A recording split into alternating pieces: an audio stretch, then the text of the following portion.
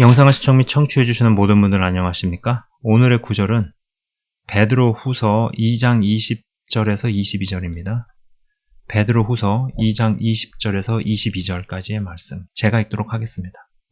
만일 그들이 우리 주 되신 구주 예수 그리스도를 알므로 세상의 더러움을 피한 후에 다시 그 중에 얽매이고 지면 그 나중 형편이 처음보다 더 심하리니 의의 도를 안 후에 받은 거룩한 명령을 저버리는 것보다 알지 못하는 것이 도리어 그들에게 나으니라. 참된 속담에 이르기를 개가 그 토하였던 것에 돌아가고 토하였던 것에 돌아가고 돼지가 씻었다가 더러운 구덩이에 도로 누웠다 하는 말이 그들에게 응하였도다.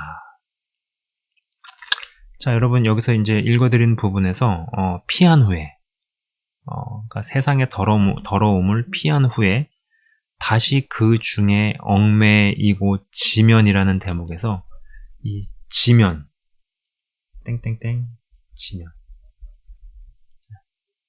졌다라는 것이죠. 여러분 우리가 지면 안 됩니다.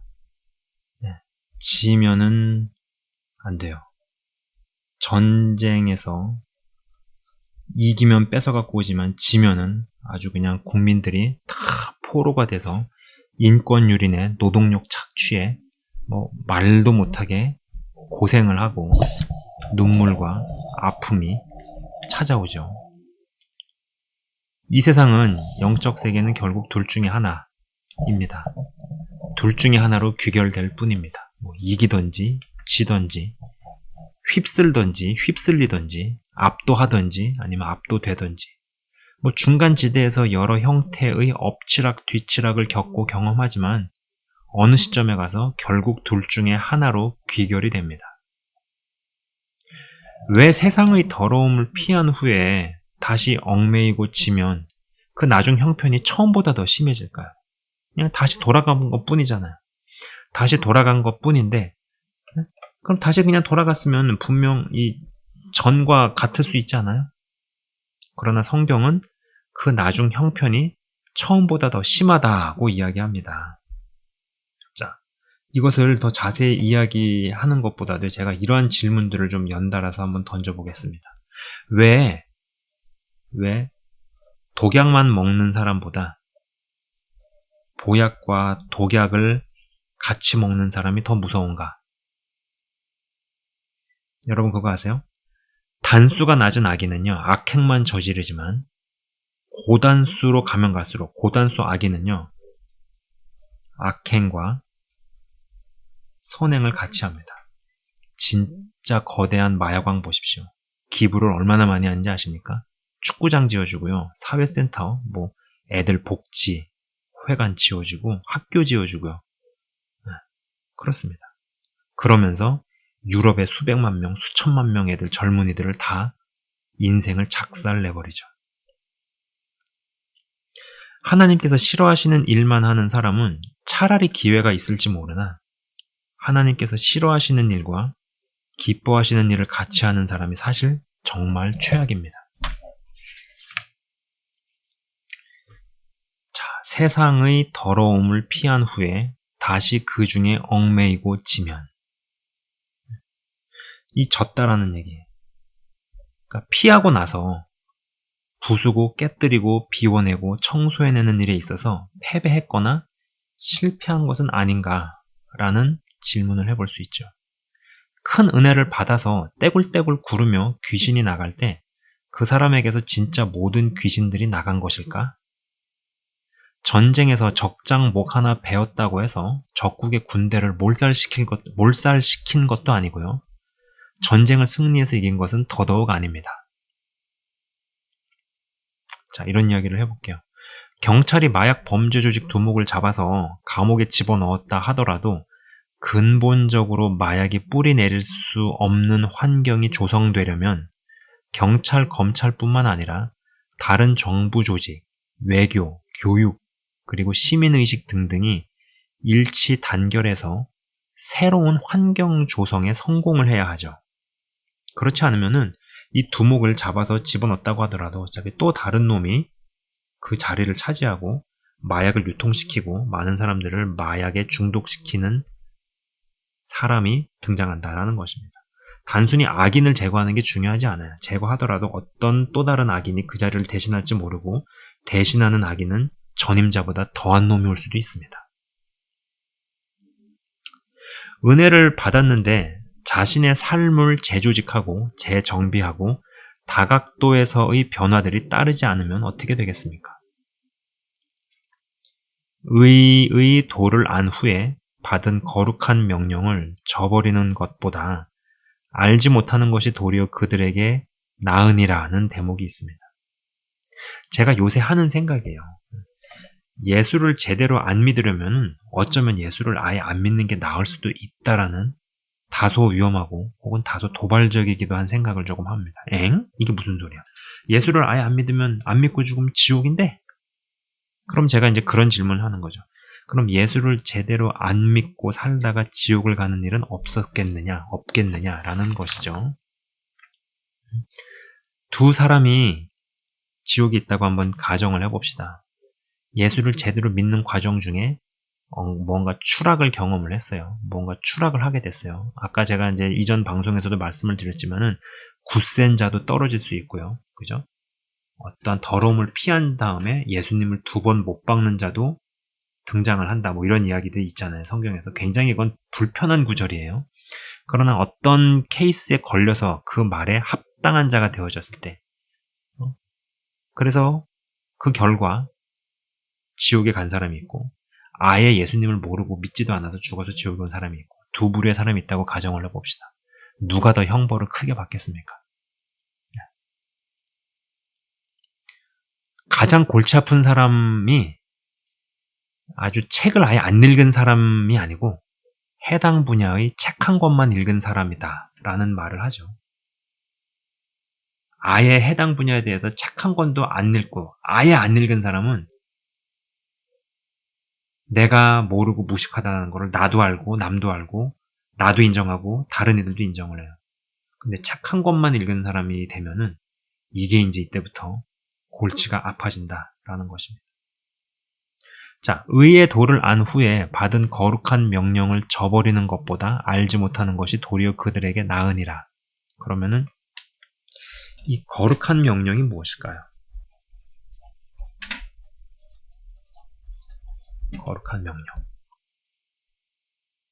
여러분, 이 성경은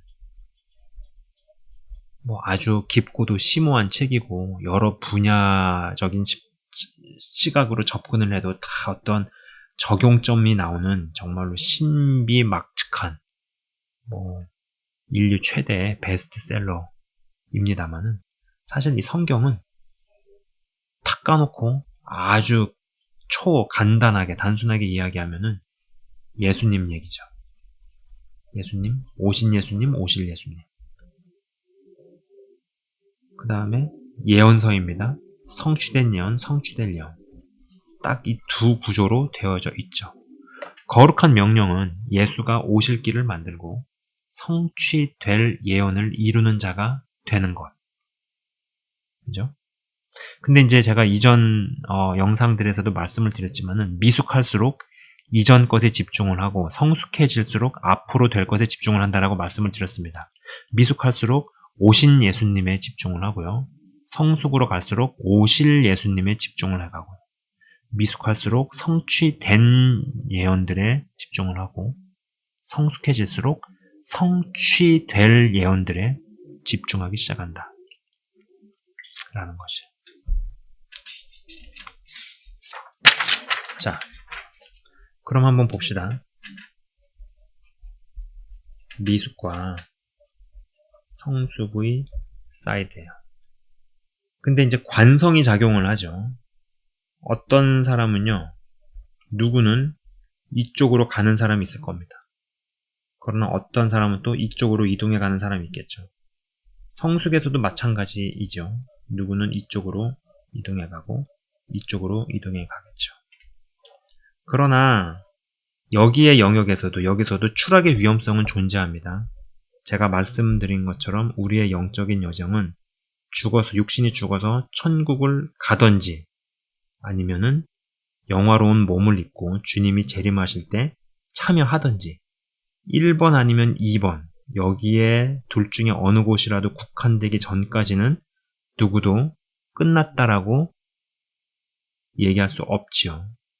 그리고 굳센 데서도 떨어질까 조심하라라고 이야기했으면은 사실 여기서도 이렇게 갈 수 있고 여기서도 이렇게 갈 수 있고 심지어 여기서도 이렇게 갈 수 있는 위험성 요소들은 있는 것이 분명합니다. 이것은 맞아요.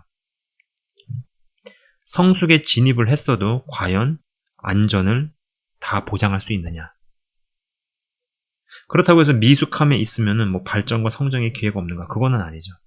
이것을 거쳐서 일로 간다라고 말씀을 드렸습니다.